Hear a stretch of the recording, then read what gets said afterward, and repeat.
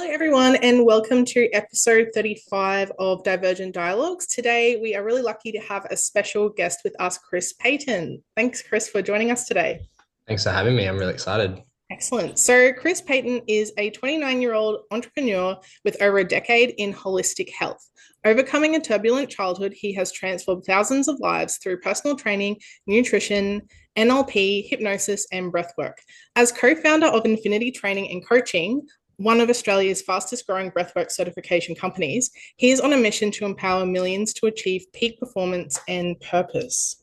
So, yeah, there's a few questions that I have already because I've heard a little bit about NLP, so I'm a little bit curious about that, but we don't have to kind of go straight into that. So yeah, I guess like Chris, what really inspired you to like get into the work that you do? Yeah, great question. Like, I think I knew very early on, very, very early on, that I wanted to help people. And when I was going through school, I was super athletic and into sport. And to be honest, like, I didn't really enjoy school all that much apart from like friends and sport. Um, I found it pretty hard uh, to sit still and focus and all those things. So it was a bit of a struggle to get through it, but I leaned on those sort of strengths, and I had the opportunity to do a cert 3 and 4 in fitness in year 11 and 12. And I kind of just came out of it thinking, well, this is the perfect way to actually start helping people. Like, I combine two passions of fitness and, that desire to help change lives. And that's basically where it all started. I've never really had a job apart from one job for 2 weeks. I was about 15 years old, 16 years old, I think, and I was hanging rugs at Rugs a Million. That place that they say they're always closing down, but they never are. Yeah. Yeah. And I Yeah. remember 2 weeks just being like, this ain't for me. I'm not going to be able to work for someone. I just knew it early on. So yeah, I started, I guess, my business entrepreneurial journey at 17 and stepped into a big box gym, Good Life. And I was just so young and so inexperienced. And yeah, that's really where it all began. Wow, that's really impressive to start off as a 17-year-old. Yeah. Yeah. Did you have any Yeah. role models at all? Like what kind of inspired No, it? not really. Like, I didn't really have any role models in terms of a family. Like, I didn't have a solid family unit. Um, there was no one, I guess, in my family unit that I grew up aspiring to be like. But I guess when I got into the space and I got into the fitness space, once I landed in that gym, there were a few sort of older experienced trainers that I noticed were doing really well. And, I just really like observe people that are successful, and I work out what they do and how they operate. And yeah, I guess they acted as like a really great model for me to start improving my skills. And from that, it was really just, investing in myself and upskilling and upskilling and upskilling and learning more. And that slowly but surely allowed me to, yeah, create a quite a successful one-on-one PT business across a decade. So yeah, I would say that the models came from my colleagues, if anything. Yeah. And I think I mean Tina can speak for herself, but I think we both can really resonate with finding it hard to be an employee and having our Mm, own businesses. Totally. A lot easier for us to be able to manage that. So yeah, that definitely resonates. 100%. Yeah. Yeah. yeah, absolutely. So I guess you spent some time being a PT. So when did you kind of make that transition into like the breath work and like starting your current business? Yeah. So yeah, it all actually started uh, during the hardest, most challenging period of my life with my mental health. Around 25 years old. So I think it was in 2021, I went through a separation with two young kids. And um, I learnt in that period of nearly 6 to 12 months what depression really was. And I went from a really high achiever, having it all together. I was able to juggle 100 balls at one time type thing, to literally not even being able to get out of bed. And during that time, I got really, really low, and went to some pretty deep, dark places. And that actually resulted in me trying to admit myself to hospital twice, because I was having suicidal ideation, all these things. And funny enough, I was trying lots of different things to get back on top of my mental health. And everything was sort of helping to a degree, but not really hitting the mark. And that's when I found breathwork, funny enough, because I was seeing psychotherapists and I was taking antidepressants and I was trying my best to exercise and look after my physical body. I was going to healers. I was like seeing psychics. I was trying everything. And it wasn't until I experienced my first breathwork session where I went through one of the most profound experiences of my life. It was deeply, deeply emotional and confronting, but very healing. And it was the thing that really just turned the light back on for me and made me realize that there was a chance that I might actually be able to pull myself out of that hole. And what was really fascinating around doing all the work with breathwork and focusing on my nervous system is I really started to realize that a lot of people in the world are stuck in the challenges that they're facing, not because it's their mind and their mind only. A lot of the times it's the state of their body and their nervous system that's feeding their mind. And so when I really started going, okay, I need to take care of in here first and regulate first, once I started doing that, then doing some therapy with my psychologist, that's when it really started to help. So I learned the importance there of working bottom up and working with the body first. And it was interesting, around that same time, I remember being on antidepressants and I remember saying to my mum, I'm like, it's just, I don't know, it's like, there's still something, like there's still something. And I kept talking to my GP about it. And that's when I was referred to a psychiatrist. And I found out then that I had a dual diagnosis at the time of undiagnosed ADHD and OCD. And it was like a party in my head, put it that way. Yeah. I really realized in that moment too what OCD was. And that was something that I was just silently struggling with, with a lot of shame and all of that. And so, thankfully I had a really great therapist that taught me some great stuff to work through that and have fully worked through that. But it made a lot of sense when I realized that, I did have I guess, a non-typical brain. And I started to really make sense of my past and why I was addicted to substances at a certain time in my life and what that was giving me and what I was seeking. And I learned so much about myself in that process, which was a massive part in the healing too, in self-acceptance. And so whilst it was the most challenging time in my life, I call it a breakdown at the time. It was definitely my breakthrough. Mm. And, after finding breath work, I just kept going in that direction. And I get absolutely hyper focused and obsessed on things that I love. And so I study them and I learn them back to front. And I've always loved teaching. And so I slowly but surely made my way into what we're doing now, which is a certification company where we actually educate and certify coaches who want to bring breathwork into their world and into their practice, and even just people into their life.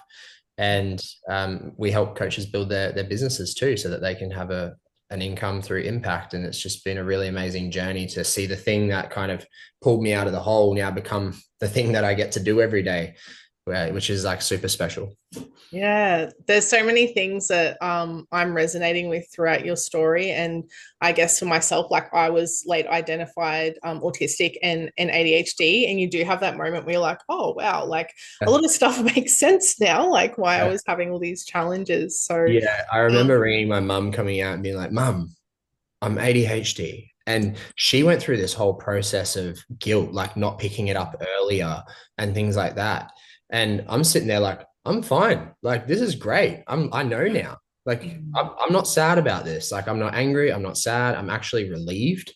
And I'm stoked. Like, it makes sense. So yeah, it's different for everyone, but for me, it was massive relief.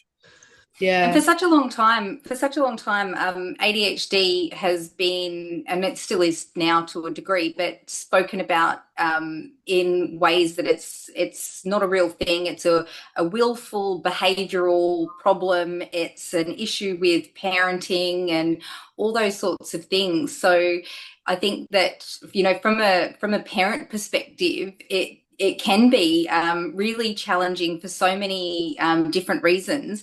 But yeah, also that sense of guilt for not noticing as well. Yeah. But I think the conversation around ADHD is slowly but surely changing. Yeah. So instead of just looking out for kids that are deemed behaviorally challenging, ADHD looks different. It And does. there's, Yeah. yeah, My daughter yeah. was literally diagnosed yesterday, and she's 6 years old. And for me, the beautiful part in having being late diagnosed and having the awareness now is I can now help her earlier than Mm. I needed the help, right? I needed that back then. And there is so much more awareness of it now. And it's very normal in our household. She sees me take my medication daily, and it's just not a thing. It's normal. Mm. Fine. My kids have been diagnosed as well, much earlier than I was. I wasn't diagnosed until adulthood, but yeah, it makes such a difference. And listening to you talk about being at school, and it not being for you, but sports and the social stuff, like that's my son through and through. Oh yeah. He's a brilliant sportsman. Put Mm-hmm. him in any sports situation, he's gonna nail it. Yeah. But school, not so much, it's Yeah. rough. It's really rough. So Yeah. I think, but knowing how his brain operates, it changes the way I see his schooling challenges. 100%. Once upon a time, he would have just been, pegged as a disruptive boy. Not that he's Yeah. disruptive in class, but just that Yeah. disinterested boy. Totally. But now, yeah, Yeah. I feel like I can save him from that fate. Yeah. Yeah. And it's such a beautiful awareness to have. And things just need to be adjusted and modified. And I don't know, I have an interesting perspective on it because, I know some of the biggest businesses and the brightest minds in the world have been developed through brains of ADHDers. I'm like, so really, like, is it really a disorder? I don't know. Yeah, it has its challenges, but to be honest with you, I wouldn't change it for the world. Yeah, me either. Yeah. I would not change it. I wouldn't want to be neurotypical because for me, in a way, I look at it and I'm like, well, I have a massive disinterest in anything that bores the shit out of me, and that's not going to help me move forward. So in a way, I'm actually probably more efficient with, whatever I'm doing because it doesn't make sense to me. I don't care. Yeah. And you can become like expert level on Yeah, things totally. so quickly. Just your brain Yeah, just absorbs it. absolutely. It's Yeah. so cool. But someone said to me once, like, it's not an attention problem. It's just you're struggling to put your attention on something. The attention needs to be on something because once it's on something that you like, you can't get it off. Yeah. Yeah, I like Dr. Russell Barkley's Yeah, view on it. And it's like it's not attention deficit, it's attention regulation. That's right. what we struggle with, because we absolutely can pay attention if we care. Absolutely. I think something that's also important to highlight here is that often in a lot of the discussion around ADHD, people will talk about, a lot of women and girls and non-binary folk go undiagnosed. But, there are boys and men that go fall through the cracks and, are not diagnosed, like such as yourself. Yeah, absolutely. It happens so, so often. And it's really great now. I think social media and things like that have brought a lot more awareness to people's lives around this. And, it's not uncommon to hear of a parent getting their kid diagnosed and looked into, and then they find out that they have it because they slipped through the cracks. It's very, very common. So I think in some ways we can thank the extra sort of exposure through social media that people are getting picked up a lot earlier now, and parents are maybe more aware of signs earlier on.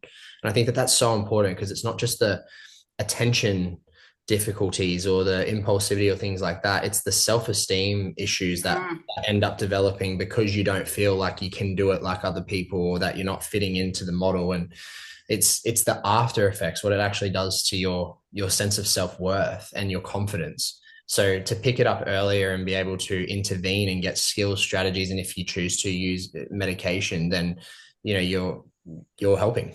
You're helping. Yeah.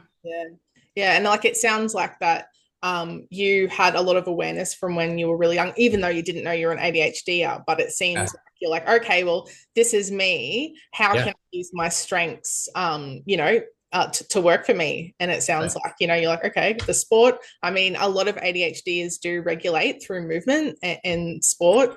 And yeah, I guess just figuring out from really young, you're like, okay, well, if I'm going to make this work, I've got to do it in a way that works for me. And I've got to lead that for myself, that kind of self-leadership. Yeah. And that was the biggest factor in me staying on course for a lot. You know, my parents, they always said to me, like, they didn't know I had ADHD, but they knew that they had to get me into sport. They're like, we needed to put you into something, to put that energy into something. And it just wasn't recognized as much back then, you know, so it was easier to just slip through the cracks, as you said. But, you know, I even think about myself now. If I get too bogged down at my computer working, then, you know, the minute I go for a run or I just move and walk, it's medicine for me. And it just brings me back into a coherent state of mind. Yeah, I will say that exercise isn't a special interest for me, but I do prioritize it because I do notice the days that I exercise versus don't. Much different, much easier to regulate my emotions. I just feel a lot happier. It makes such a big difference. Absolutely. Yeah. And even if it's just a walk, you know, doesn't have to be the most crazy. You don't have to run marathons or swim heaps of laps in a pool. Like, it's just the human body wants to move. Yeah. It's designed to move. Yeah. So I'm curious, do you work with a lot of neurodivergent clients? Like, do you see a lot of ADHDs and autistic clients? Yeah. I think I don't know if you guys experience this too, but I honestly feel like I'm a magnet for it. Oh my gosh, yes.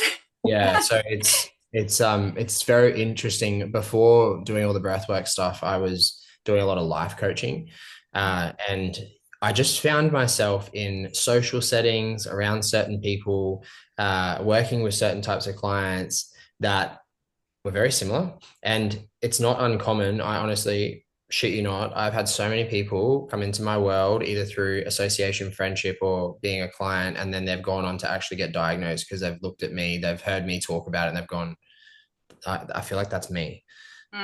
So yeah, like, it happens a lot. It really does happen a lot. And I don't know why or how that happens, but it just feels like they come into my world. And in some ways it's really lovely because I've had so much feedback of people not realizing they had it, spending time with me, then realizing they had it, seeking treatment, then being like, wow, my life has completely changed. So that's also it's a great feeling to know that, not that it's being planned, but that's happening. Yeah. I feel like it's the communication stuff, because when you know, being an autistic ADHD and myself, when you're around others that have similar communication styles, and from an ADHD perspective, I find that sometimes I'll use loads and loads of words because I just can't find the right ones.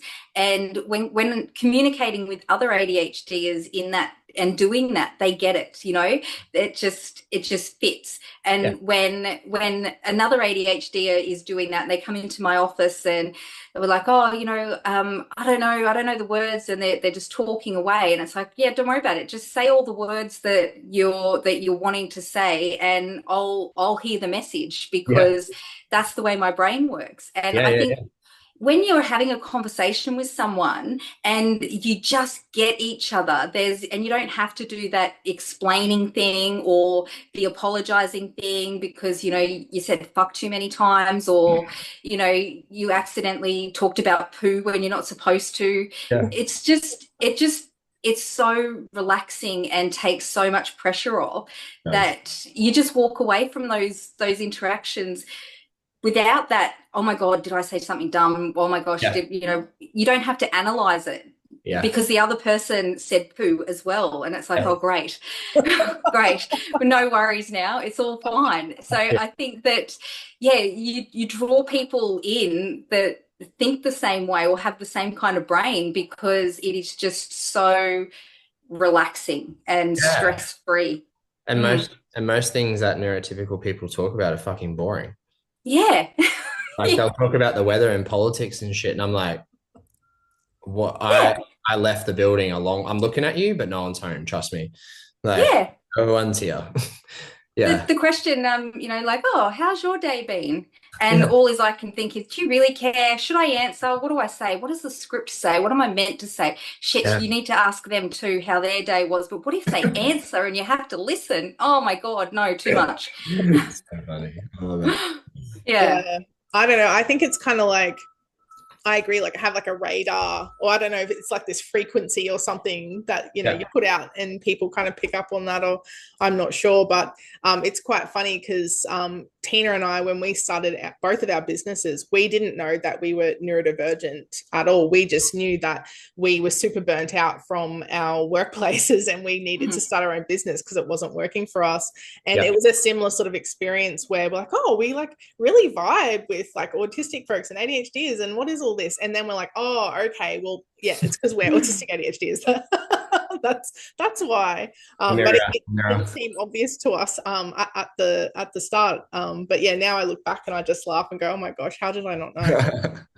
Yeah. Yeah. The writing's on the wall, the mirror was held up to you, hey. Yeah. Yeah. Yeah. So I'm curious. So when your clients come to see you, like what are the common sort of challenges that they have, particularly for like your neurodivergent clients? Yeah. Like thinking back to, I guess, coaches, clients that have been coaching one-on-one, as I mentioned, like it's not really a massive thing for me anymore. But if I think back to some of the things that I would hear a lot, it would be um, they would struggle to communicate. One of the things that was really hard for them was they would struggle to communicate, especially having hard conversations. They would get to the moment, they would really work themselves out. I need to have this really crucial conversation with this person and clear the air. And then they'd get there and they wouldn't know what to say and it would flood them and they'd become overwhelmed and they felt like they couldn't get the message across. So communications were a big thing. Attachment and relationships were hard too, because sometimes there would be a neurodivergent partner and one neurotypical partner, which two brains that operate completely differently. Thinking back, to myself, even in relationships, like I can see that now. I can see it from both sides of like it would have been hard for them too, in some respects. Fortunate enough to have an incredible partner now who just like totally gets me and just allows me to do me and supports that, which is such a gift. But the common things that I would see is communication issues, emotional regulation issues, impulsivity. Oh yeah. Making decisions too quickly, too harsh, too fast, which is so interesting. Like thinking back, I've always personally had this ability to really think things over. Like I definitely had impulsivity growing up, and I think every teenager has it growing up to a degree. But I never really was like the impulsive type where I'd do the most stupid shit that would put me in danger or things like that. So I feel like I had a good radar and a good ability to laterally think. But I've worked with a lot of people who, maybe they spend too much money when they get paid, and then afterwards they're like, fuck, they get to feel the stress of finances. And yeah, like the ADHD tax, right? Like there's a tax. So I guess it's just generally boils down to like communication issues, general sort of executive function stuff where they feel like they're just trying to do a million things at one time, and then feeling burnt out in the process of trying to do those million things at one time. So I think, what's been really amazing to help people with is, teaching them how to communicate their experience, communicate how their brain works, and really just relay, like, you might not understand this, but this is what it's like to live inside my brain. And this is how it happens in here. And this is why things look the way they do sometimes. But also too, very much holding them accountable to not use a diagnosis as an excuse for shite behavior, and to take responsibility for, any slip ups that they have, or any times that they're hyper focused and they might forget that the whole world exists, including their relationships and things like that. So it's been really beautiful to help people with those sorts of issues, and just to give them strategies outside of maybe taking medication. Because, if you do take medication and you're listening, you would know that like once it wears off, you're back to exactly where you were before. Yeah, but even when your medication is like working and it's all happening for you, you still need all of those other strategies to scaffold life, because Totally. the medication helps, but yeah, if you don't understand your brain, then you're not working with your brain and you're still trying to force yourself to remember loads of things that you can't hold in your mind. So, So true. yeah. Yeah. It's not a fix all pill for sure. Mm, You have to have your life set up the right way too. Yeah. absolutely. Yeah. And I think there was a really important point there around accountability Yeah. and how, as neurodivergent folks, we can have a lot of challenges. And it's, as a professional person supporting, another neurodivergent person, we want to really validate, those challenges. But sometimes in life, if, you have a particular goal or, you're wanting to maintain a relationship, all these sorts of things, sometimes it is about like taking accountability, and it can be about putting in accommodations and strategies and things like that. But yeah, it can be really challenging. But at the end of the day, if you want to, I guess, have these things in your life, then yeah, I guess it takes, sometimes it does take a little bit of change, even knowing that neurodivergence as well.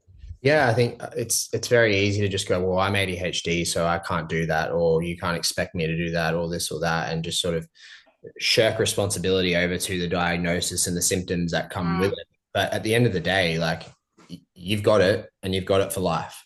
So Yep. you can either work with it and put things in place to help you, as you said, scaffold your life and accommodate for those things, or you can keep blaming the diagnosis and feeling sorry for yourself. So stepping into self-acceptance, but with some self-empowerment too, of like, I'm gonna take action on things that I forget. If I forget things, I'm gonna make a list. I'm gonna put them where I can see them visually. I'm gonna set reminders. Like, you are the one that has to do that. And Yep. no one else is gonna hold your hand and do it for you. So Mm. it is that fine line of validation. Yes, the challenges are real, but also too, just not having a pity party for yourself and wishing things were different, but not doing anything to make it different. Mm. Yeah, because when the reminders don't work, because the buzzer's gone off and you didn't break your hyper focus, it's yeah, you can either, oh well, alarms don't work for me, this doesn't work for me, or you can go, okay, that one didn't work. Why didn't it work? What was it that failed me here? Unpack it, figure it out, try something different. Totally. Just and I think it doesn't matter if you have to try 100 different things, but Yeah. just don't stop trying to find the thing that works for you. And also recognizing that some days you need an alarm to go off, other days you might need to set something else up. But it's okay to have 5 different strategies for the one thing, because sometimes this one works and sometimes it doesn't. 100%. For me, it's my cats screaming at me for their breakfast or their dinner. That's my strategy. That helps to get me going in the morning. Although they start reminding me about their breakfast from about 5 a.m. So that's my wake up call, is my cat's face, tail in my face. So yeah. Whatever works. Yeah, whatever works, exactly. So I'm really curious, kind of moving more into your current work, with the breath work. Like, would you be happy to give us a little bit of info about the kind of the science behind it, how it works? Because I think for some of my clients, like when, and Teena and I have spoken about this on the podcast a few times, is like, when we're talking about, like breath work or mindfulness and all these sorts of things, people kind of roll their eyes and go, oh my gosh, like that's really silly. That doesn't actually help. That doesn't actually do anything. And then I'll start my little science talk to try. I'm trying to convince them. It's like, this is legit. This is evidence-based. But yeah, I'd really love to hear if you're happy to kind of share. Yeah. And trying to sort of articulate it in a sentence would go something like, breathing is unconscious and it happens by itself, whether you're paying attention to it or not. And breath work is conscious breathing. And the best way to think about it is that you have this tool that happens by itself, but you can also take control of it. And it directly influences the nervous system. I like to use like the metaphor of, it's like the remote control to your nervous system. If you breathe faster, you'll upregulate. You'll put yourself into more of a sympathetic response, which is the fight or flight. And then if you conversely breathe slower, soften your breath, lighten your breath, then it'll put you into a relaxation response. So you have agency over the state of your nervous system when you realize how to use your breath. And one of the things that stands out to me the most in today's world is the fact that there is an alarming statistic of people who are over breathing right now and breathing wrong. And when I say breathing wrong, they're breathing through their mouth and they're breathing too much. And it's really like a bit of a paradox because, I remember growing up, like going through sport and things like, take a big breath. Like it's time to take a big breath. And, if you're stressed out, take a big breath. And the more I started to learn about breath and breathing physiology, the more I realized that that is bullshit. And that we actually need to learn to do the opposite. And we need to be able to teach ourselves how to breathe light, how to breathe less, how to breathe soft, how to breathe low. And that then obviously affects everything in terms of the state of our nervous system, how much oxygen gets delivered to our cells. There's so much in it. So I guess if we like link it to the topic of, I guess, like neurodivergency, and let's map it across to there. Something that I've really noticed that's been super helpful is typically there's, I guess in ADHD, speaking about ADHD, there's executive functioning. There's things going a little bit haywire with the prefrontal cortex, right? The front part of our brain. And when we're really stressed out, what happens without us even knowing is we start to breathe faster. And if you think about someone in a panic attack, what are they doing? They're breathing faster. And they're breathing faster and they're breathing faster and they're breathing faster. And that actually keeps the process going. And so when we think about breathing and stress, most people are stressed quite often, too much, without some tools to calm down. And so what happens over time is their breathing rate, without them realizing it, sets higher and higher. And, I've screened people's breaths before and they're doing like 15 to 20 breaths a minute at rest. And that is over breathing. And as soon as you move beyond 8 to 12 breaths at rest in a minute, you're starting to overbreathe. So you're quite literally putting your body into a stress response.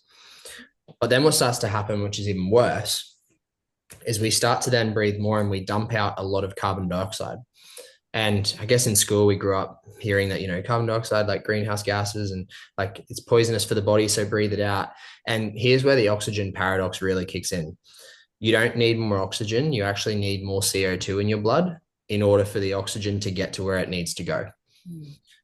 It's the paradox, because if you stuck a pulse oximeter on your finger right now, it would probably tell you that you're saturated with oxygen at around 95 to 99%. So you don't need that. You need to learn to breathe less so that there is enough CO2 in your blood to essentially shuttle oxygen into your cells, including the front part of your brain. So if you want your brain to work better, and if you want your thoughts to be more coherent, and you want your nervous system to be more regulated, and you want to be able to focus and not be as impulsive and things like that, then you need to get blood flow and oxygen to the front part of your brain. And the only way you're going to do that is by breathing better.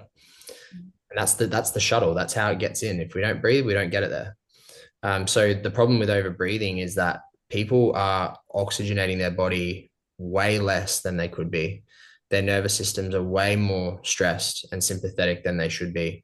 And that creates a whole host of issues. If you're neurodivergent, that's going to make your symptoms even worse if your nervous system's out of whack. So there's so much that we can improve by learning to breathe a little bit better. And unfortunately, because it's so simple, most people overlook it. And they think there's a catch. They're like, what do you mean? I just breathe like this. I'm like, that's it. Like, what else? I'm like, that's fucking it. Just start doing this. There's no Da Vinci code to it. This is what it is.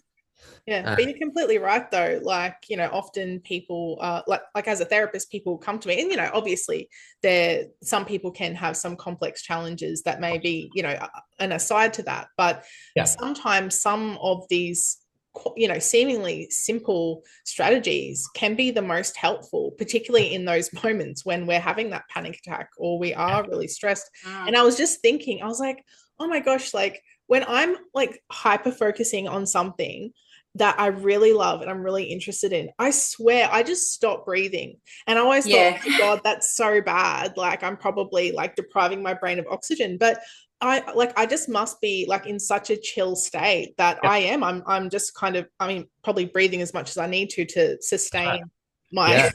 my body. But 100%. And when you're breathing well, what you'll notice is that one of my mentors said to me that once there was a quote, and he said that life is to be lived in the space between each breath.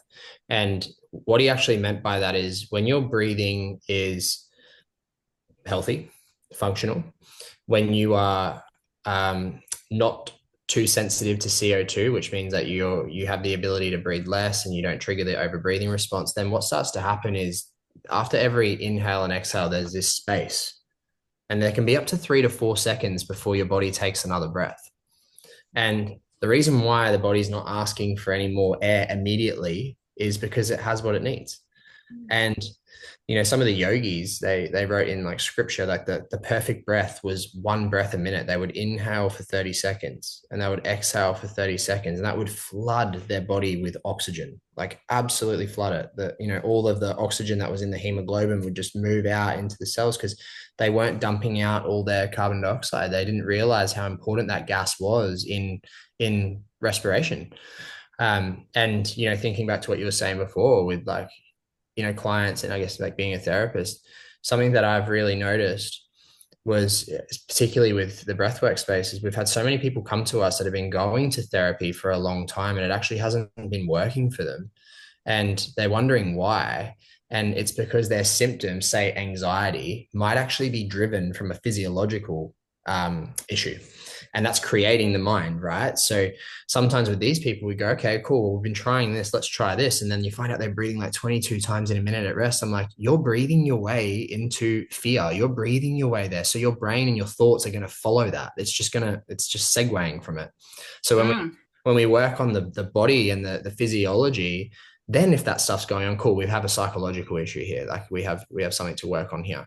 But I think, and you might agree, you might not, Caitlin. I think that so much of like modern therapy is too focused on the cognitive aspects of it. There's not enough intervention of the body. And I really love it when I see therapists come and do our training because they recognize that there's a gap and they need to have the both skill sets.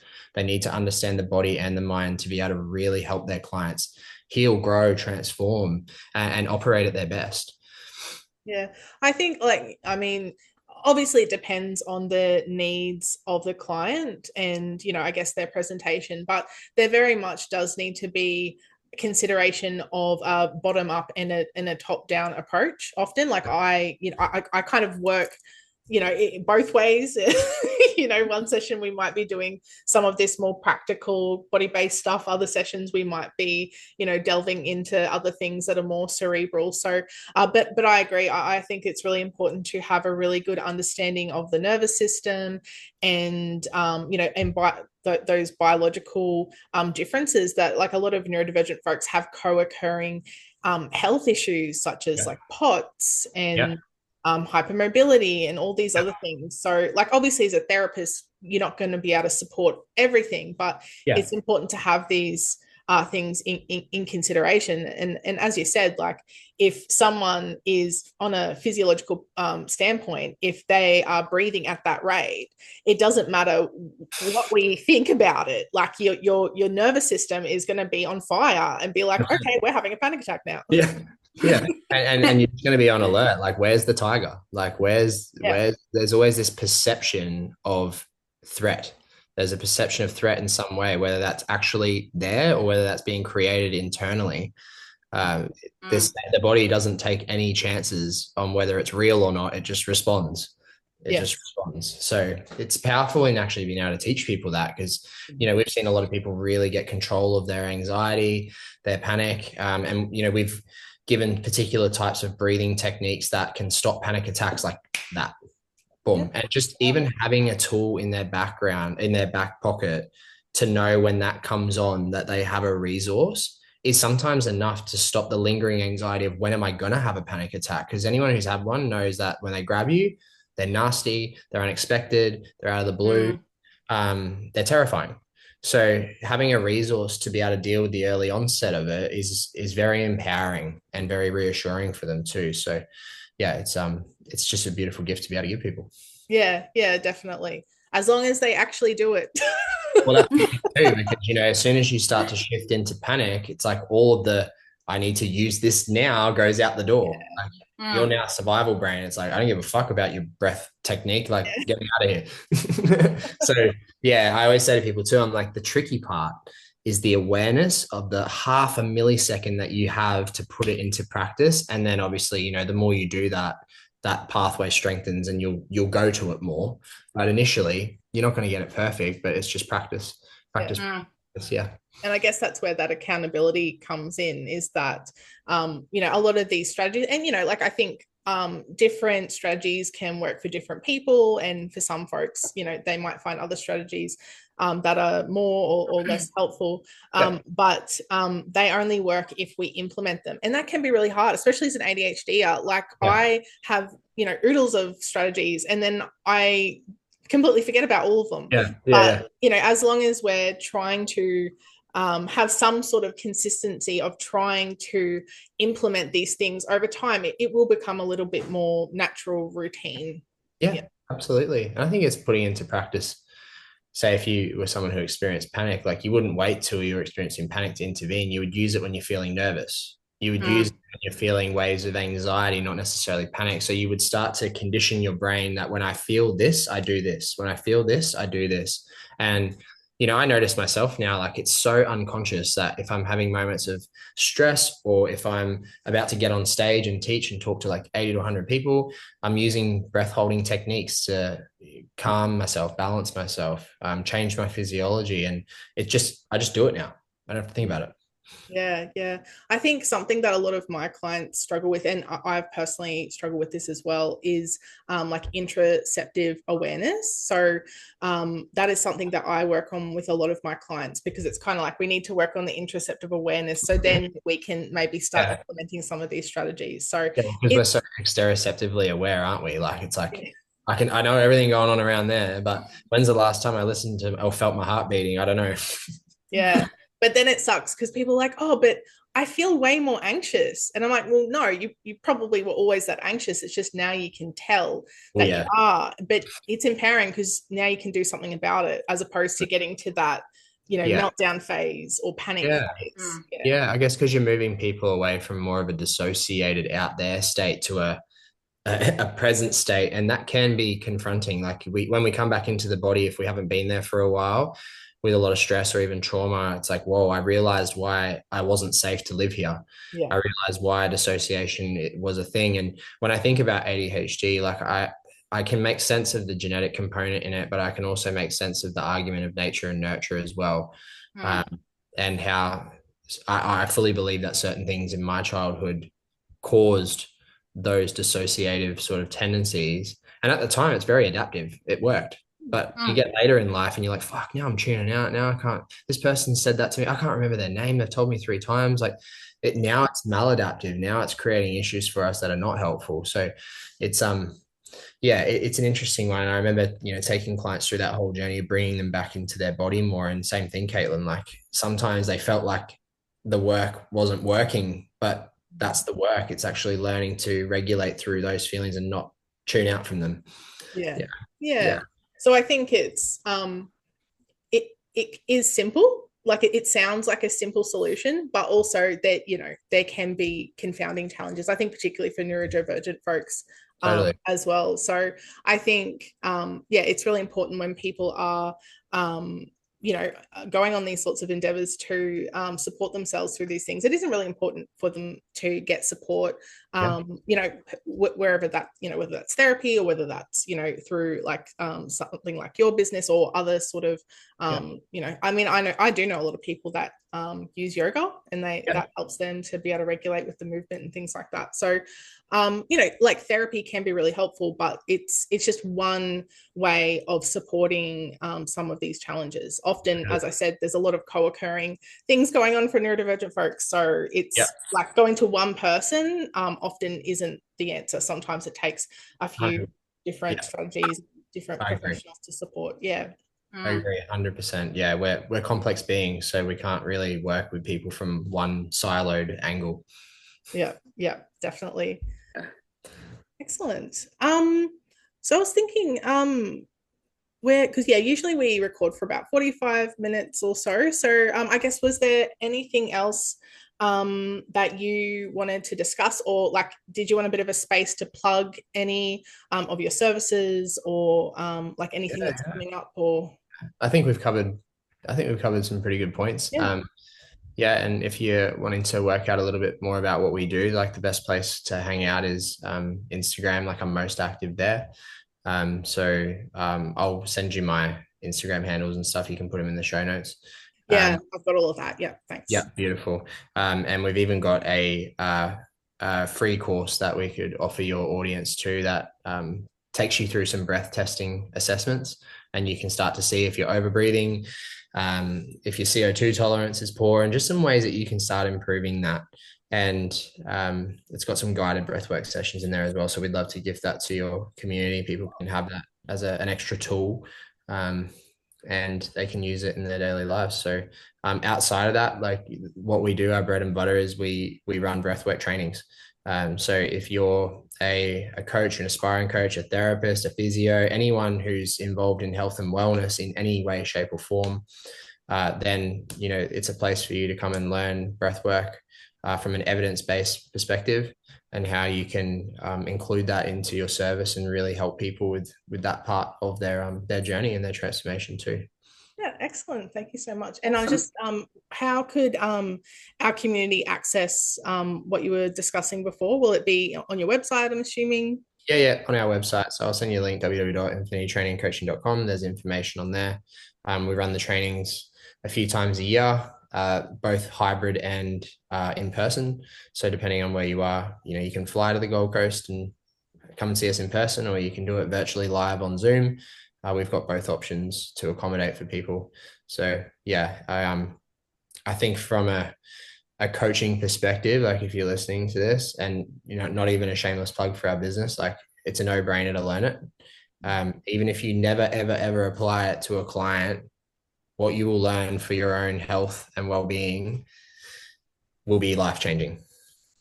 Yeah. And that's important to consider as well, because often we forget about ourselves Absolutely. as helping professionals. Absolutely. More often than not. Yeah, excellent. Oh, well, thank you so much for coming on the podcast today, Chris. And I think, yeah, a lot of like really interesting information that I think a lot of our listeners will really appreciate. You're welcome, guys. Thanks for having me on. Yes, thank you. You're welcome.